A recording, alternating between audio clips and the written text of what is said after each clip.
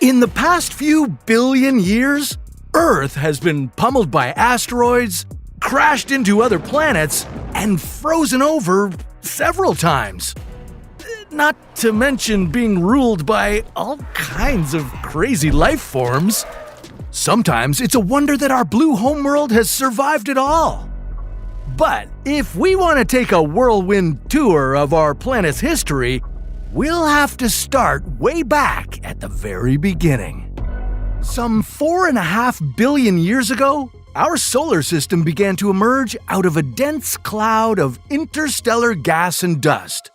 This cloud collapsed into a swirling disk of matter that got hotter and hotter and hotter until hydrogen fused into helium. And just like that, our sun was born. And baby Earth was on its way too. After the birth of our star, all the matter on the farthest ends of the spinning disk began to clump together.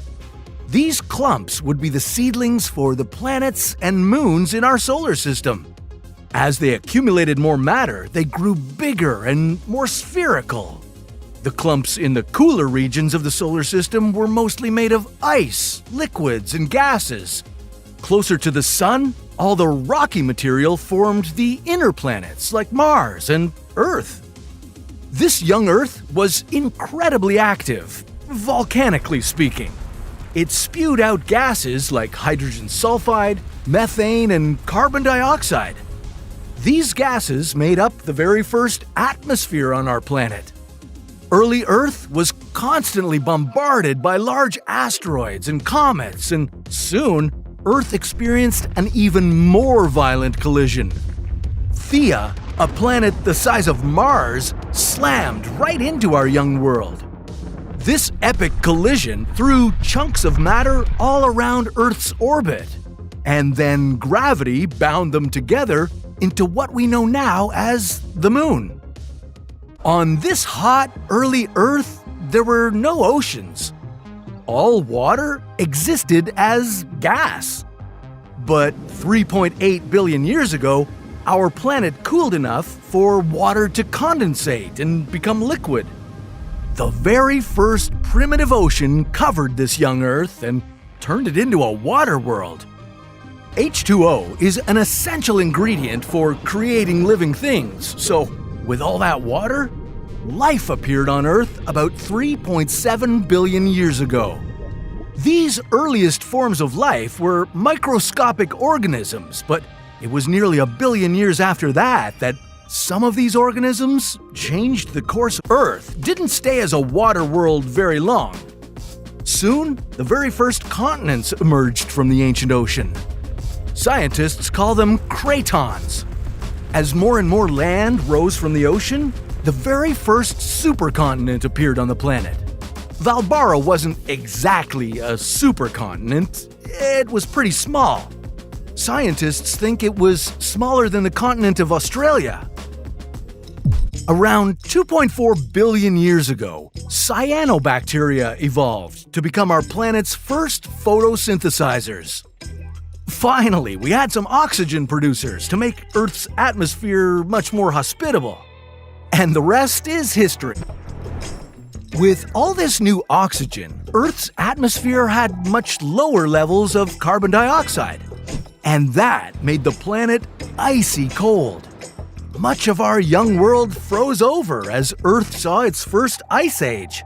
Now, as Earth's atmosphere was changing, the continents were moving too.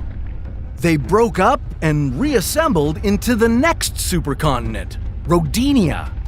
Rodinia was a real supercontinent. It may have been the largest supercontinent to ever cover the planet.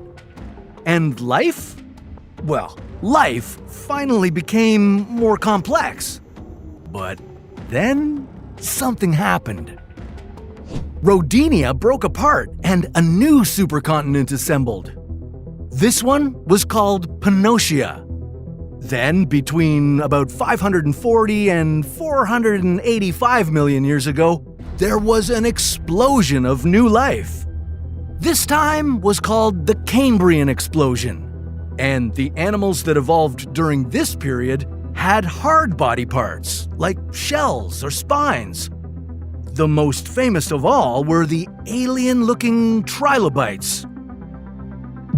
Around 440 million years ago, the climate suddenly shifted and the temperature of the ocean changed dramatically.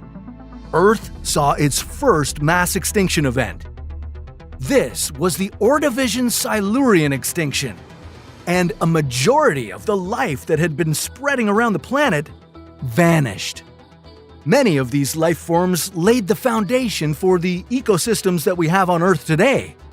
Somewhere between 420 to 350 million years ago, the first trees arose from Earth's soil. And the first animals made their way to land, too. 250 million years ago, the planet was covered by our last vast supercontinent, Pangaea. Sadly, it was also during this period that Earth witnessed the greatest mass extinction event in our history, the Great Dying. Huge amounts of greenhouse gases and accelerated global warming wiped out about 90% of all species on Earth. But this mass extinction helped pave the way for the next wave of animals to evolve. 240 to 230 million years ago, the first dinosaurs appeared. For the next 150 million years, they'd rule the land. If you were there, you'd have witnessed the gigantic sauropod Argentinosaurus, the largest land animal ever. Or you might have been chased by one of the Earth's greatest apex predators, the T-Rex. And you'd also witnessed Pangaea breaking up and forming the continents we know today. Okay, you may already know where this is headed.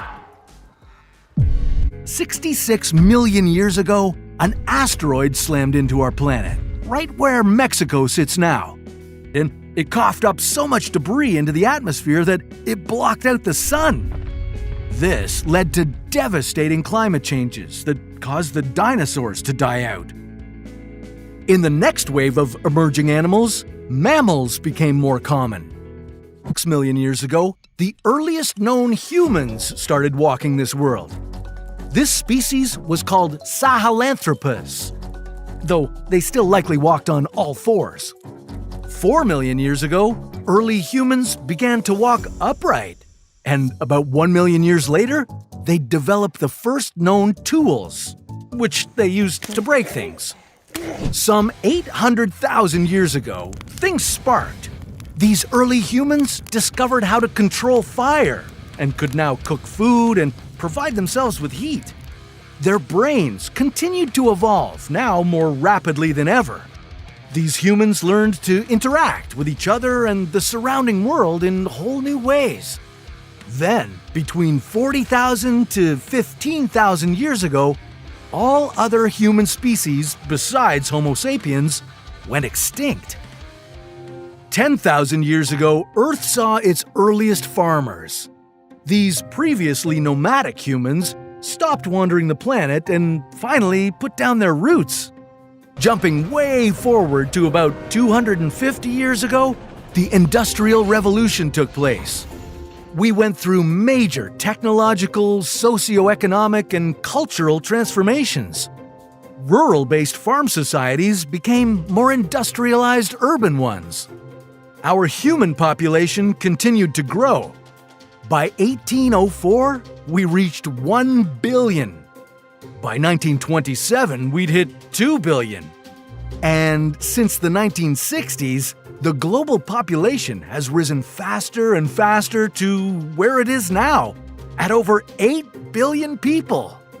And now there's a new threat to human existence and many other forms of life here on Earth: climate change. Temperatures and sea levels are rising worldwide, and biodiversity is declining. We could be on the verge of another mass extinction event if things don't change.